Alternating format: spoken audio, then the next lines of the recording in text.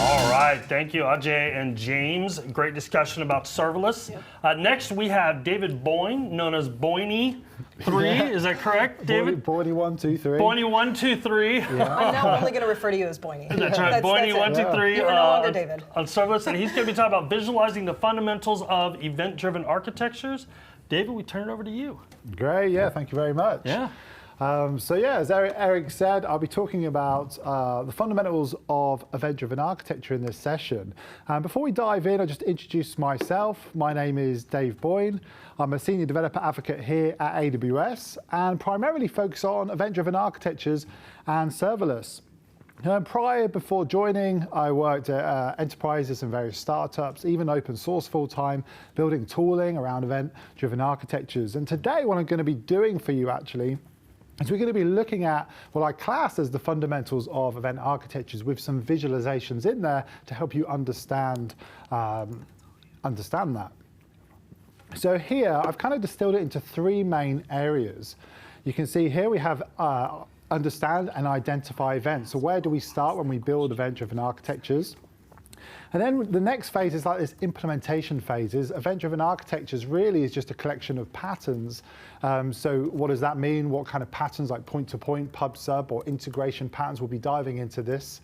And then finally, this operational and maintenance stage, which is when you have event architectures that's 6 months or 18 months or 24 months, how do you make sure you have that agility that you were promised when you're building event architectures? So first of all, it's actually understanding events and how do we identify events in our architecture. And really it kind of comes down to this. I think there's a great analogy here, which is why do we care about events? And there's two ways to think about this. One, events tell the story, and tables, we have tables to tell the state. So an example here would be, I'm here right now talking to you. This is the state of me. I'm live talking to you on Twitch or wherever you might be. And exactly, events tell the story. So what did I have for breakfast today? When did I arrive here? And all these kind of things. And now modern applications and event-driven architectures will have a mixture of the both. So it's super important to understand the difference between events that tell the story and the state. And again, as I said, your architecture will have both of these things. Now, when you start building event architectures, you've got to have this mindset, which is thinking asynchronously. So one way to think about this is we have synchronous commands, and we also have asynchronous events.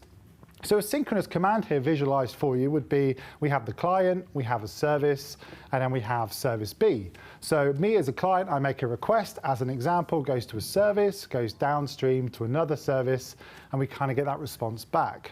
We also call that synchronous chaining. Now, on the other side of it, think of asynchronous events. Think about the last time you ordered a pizza or the last time you ordered something online. So you place the order has been placed, but some things are happening in the background. These are asynchronous events, the asynchronous processes. You don't stand around waiting for your pizza, although you might be quite hungry, but these things happen and then they're delivered. So now when we map that to event architectures, there's this common kind of mapping here, really, not direct mapping, but similar mapping between what we call commands and what we call events. So when you're building event architectures, it's super important to know the difference here. So commands are things that represent the intent. They can perform an action and also can be rejected. So here we have a user who's placing an order on this order service. Now the order service can turn around and say, we accept that, thank you very much, here's a response. Now the order service can also reject this action and say, hang on, your schema, your JSON payload might be invalid or whatever happens there. So this is a command, I want to do something. On the other side of the fence, we also have events. These are facts, these are immutable information. These are things that have happened that cannot change. So once an order has been placed, the order has been created, as an example on the visualization here. So when you're building event architectures, it's super important to know the difference here that can help you. Now, again, if you're a developer or you're an architect watching this, one important thing you should consider actually when you're building event-driven architectures is to understand the behavior first of your system rather than jumping into this implementation details first. Now, what do I mean by this? is understand your system, understand the events, collaborate with domain experts, collaborate with architects or CTOs or CEOs or product owners. Find events in the architecture, and then that can help you map this into domains, into aggregates in your system, in your serverless architecture as an example. Now, how we do this, there is a great workshop that you can run. One in particular is called event storming, right? So we have people from the business, we have developers, and we get all these people together, and then we decide to try and identify these events. And what we can also do is we can identify what we call aggregates, which are domains. We can identify systems and commands. So it's a great workshop, a great way to actually, before you start developing event architectures, or even if you have some at the moment, it's great to go back to these workshop ideas to just get an understanding, a shared understanding of these events.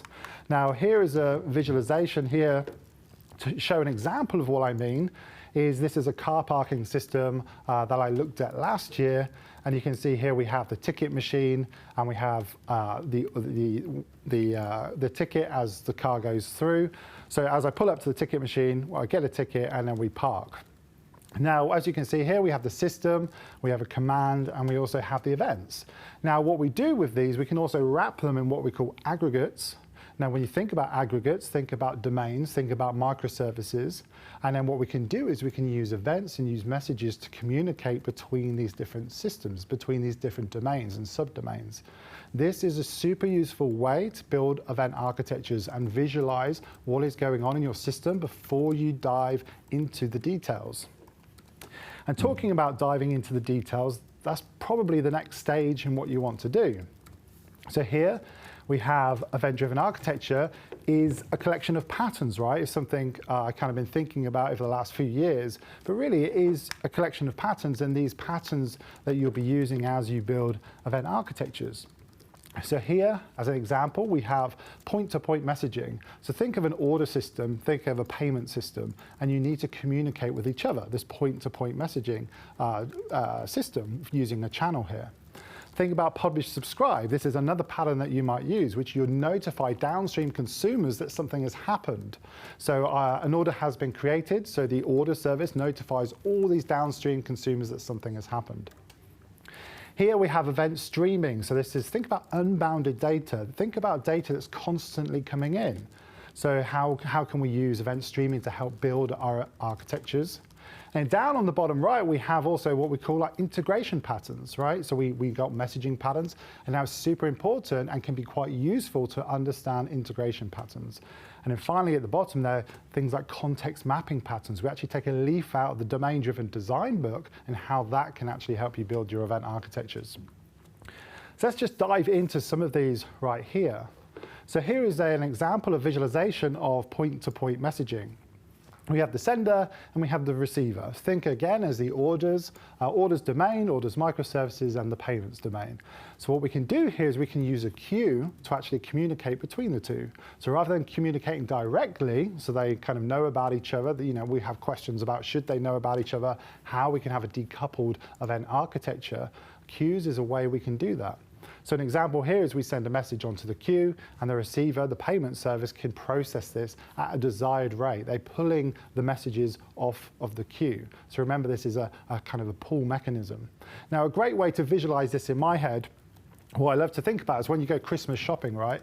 So you go Christmas shopping and you're queued up with loads and loads of people, and you might have one or two cashiers there. Now think, you're in the queue, and then what we can also do is scale out the cashiers to kind of process this queue downstream. And that's exactly what these queues allow us to do. Here, as you can see, we have two receivers pulling the messages off the queue. So then when we map this into a serverless world, we're talking here about Amazon SQS, right? A fully managed a queue here, message queue. So it can scale to almost infinitely, and it's quite easy to use API. It supports things like dead letter queues. So what happens if we fail to process the message? Can we retry that and put that somewhere else for future processing? And also things like FIFO queues, like first in, first out. If you need ordering on the messages, you can step in and look at that. So as you build event architectures, you might have some queues in this ecosystem that you're doing. The next thing here is we have this publish subscribe. So we spoke about this earlier, being able to publish an event that something has happened in the system. So an example, the order has been created and we notify anyone in the ecosystem that something has happened.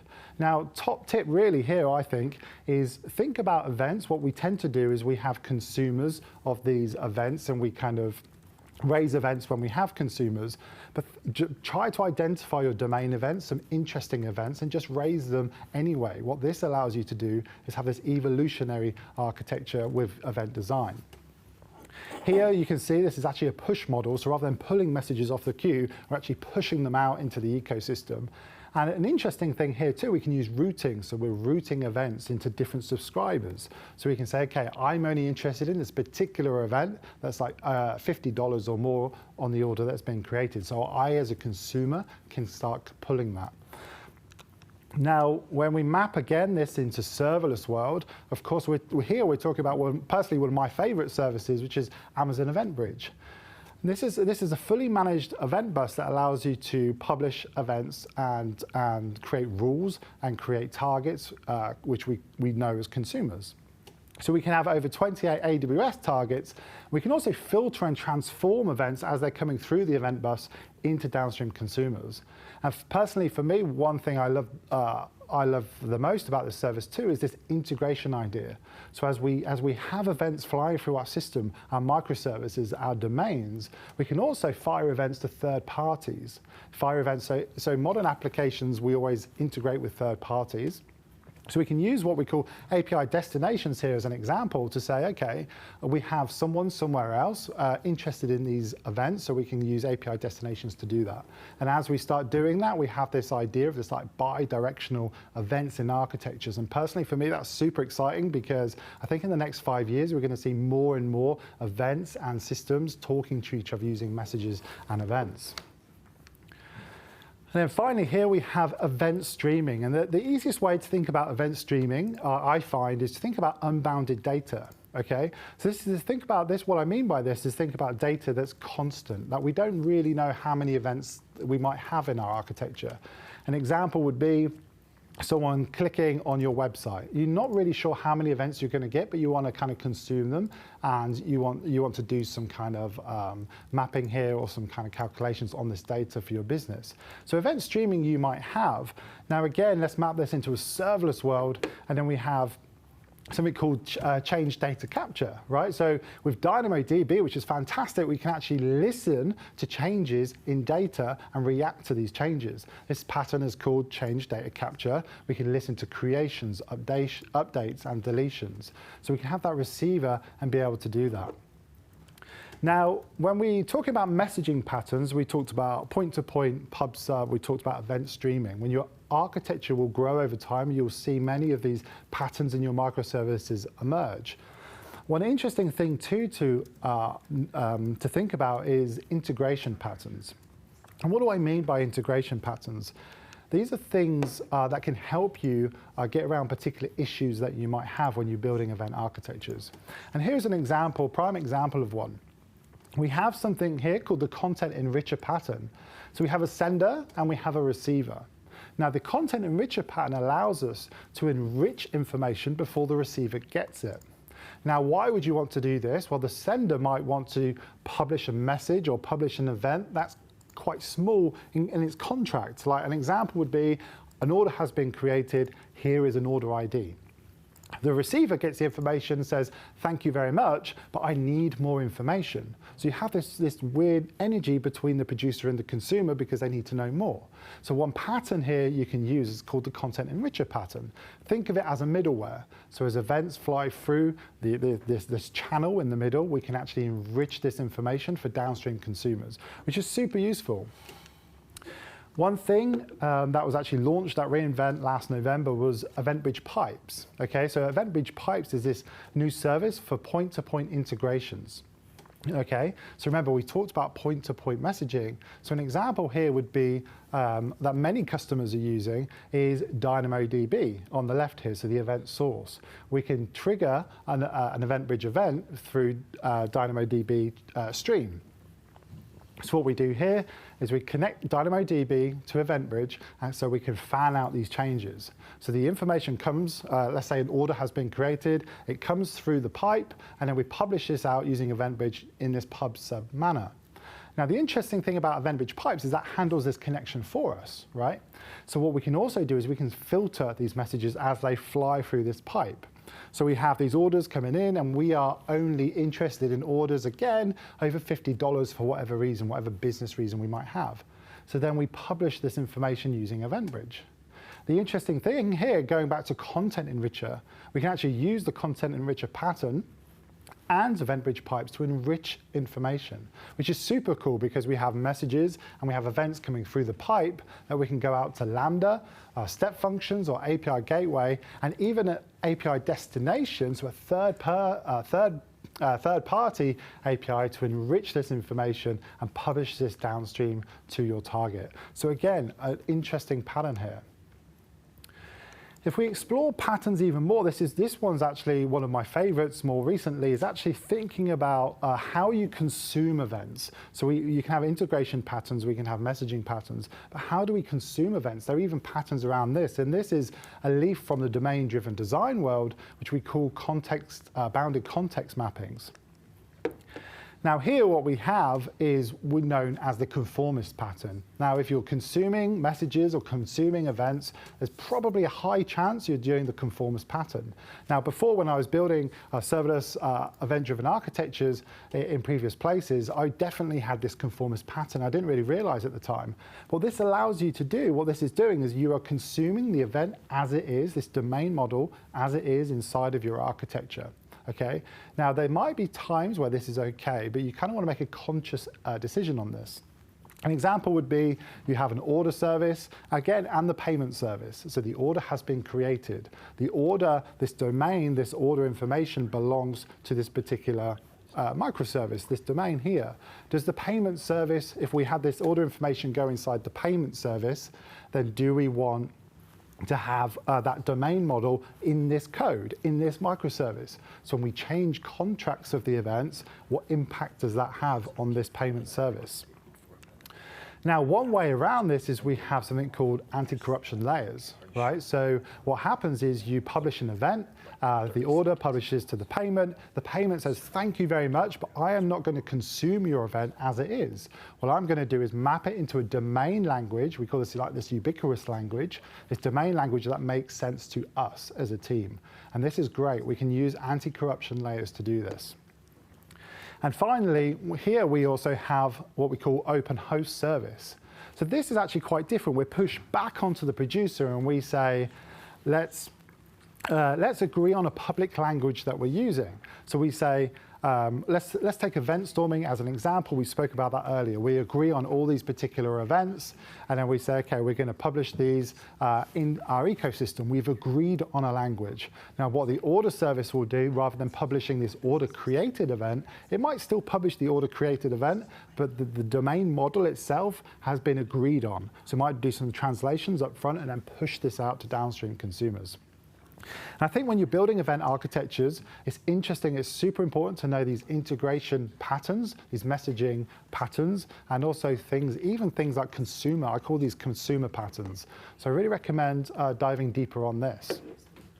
And if you want to dive deeper, again, this is a fantastic book. I believe it's been out now for about 15 or 20 years. But I really recommend, if you want to dive deeper, check this book out by Gregor Hopp and Bobby Wolf here, which allows you to dive deeper in the integration patterns, and also check out their website. Fantastic resources. And I also have resources on this at the end if you want to learn more. And finally, once you've identified your events and you've had this event storming session, or you kind of understand the system, we understand we're building stuff, we're using these integration patterns, we're using these messaging patterns, and we're building on AWS, we're using these serverless services. The question then comes is, how do we have this operational maintenance side of it? In 6 months, 12 months, and 18 months, how do we make sure we are still have this agility? Now, with event architectures, we have this problem that we have this terminology that producers don't know about consumers. Okay, and this leads to many different problems, in fact. Is when you have event architectures over time, you have more and more events. You have 10 events, 20 or 50 events. And the questions start to rise up is, what events do we have? Your developers might say, what events do we have? What are the payloads? And who is consuming what? These are key questions that people will ask you when you're building event architectures. And it kind of comes back, I want to come back to this quote. It is true that producers do not know about consumers, but that does not mean we can skip governance. And the governance and standards are super important when we build event architectures. And here is just a couple of things to kind of get you started in this area.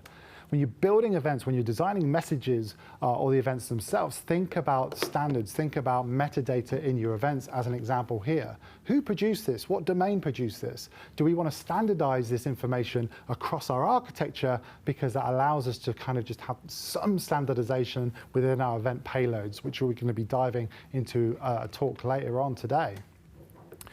Here we have what I like to think about event-first thinking. So actually bringing up events into kind of a first-class citizen, right? Thinking about the design up front and not just an afterthought. So identify events, define them, and implement them. And here I have a talk where I dive deeper into this session if you're interested in that. Here, if you're using EventBridge has a fantastic feature here called Schema Discovery. And what that allows you to do is actually see and discover schemas as events are flying through the event bus. A way to visualize this is the event bus is looking at the events going through, and they define these schemas, these JSON schemas or Open API schemas here. So if you're interested in that, I recommend checking this out. You can also have code bindings, so with Java or TypeScript as an example. So again, if you want discovery, EventBridge Schema Registry can help you there. Another thing quickly here is async APIs, an open specification that allows you to document asynchronous architectures, a great community, an active community. So again, if you really want to go down that route, I recommend checking out this open source project that can really help with this discoverability. And finally, here is some kind of shameless plug, really. It's one of my open source projects, but I'm a super geek on governance around event-driven architectures. So if you're interested in using markdown files and visualizing event architectures, I recommend checking this project out. We've got a great small community, and it's kind of growing over time and really helping out customers with this discoverability phase. So what I want to do here is just quickly summarize things we spoke about in this session. So we have the three fundamentals of event architectures, that initial design to help identify and understand the system, and then understand that event-driven architectures really is just a collection of patterns, and then when we use these patterns, we can build these serverless architectures, and it can really help to understand these patterns. Down at the bottom here, we have this operational and maintenance, again with the documentation. We spoke about why do we care about events. Events tell the story, tables tell the state. Modern applications will have both. Your event architectures will have both. We spoke about identifying events using things like event storming, collaborate with domain experts to really highlight this understand the behavior of this system. Here we spoke about the patterns. Remember, point-to-point, pub-sub, event streaming. Your event architectures will have a collection of these patterns, so dive deeper, understand them, look at integration patterns that can really help. And finally, we had this: producers should not know about consumers, but that doesn't mean we can skip governance. Think about governance up front, think about documentation. Again, can really help you in 6, 12, 18 months' time. I have a ton of resources for this talk. At the top here, you can see the talk resources. I have about 18 or 20 different links in there, so you can dive deeper. And finally, down here, we have EDA visuals, which is something I've been working on since January, which is bite-sized, event-driven visuals. So if you've got 5 minutes spare, go to this website, and you can look at these visualizations that help you learn about event architectures. And with that, I just want to say thank you very much for watching. I hope you learned something today. Feel free to reach out to me, Boyne123, we mentioned that earlier. So yeah, feel free to reach out. I'm happy to answer any questions that you have. Thank you very much. Great job, Dave. Yeah. I have a question for you. Yeah. In the session, you talk about routing. Is that the same as routing? Are we okay? Yeah, routing. Okay, all right. That always throws me off. I would agree. I know it was a shameless plug, but the visuals are. Have you seen the visuals? I have, and actually I love the visuals because I'm a very visual person, so learning in that kind of format, and it's kind of like, it's fun too, right? Like you have the different colorful like interactions. It's not like your normal, I don't know, maybe more typical diagrams. So that's pretty awesome. Yeah. Thanks, Dave. We appreciate it. Thank you very much. Thank you very much.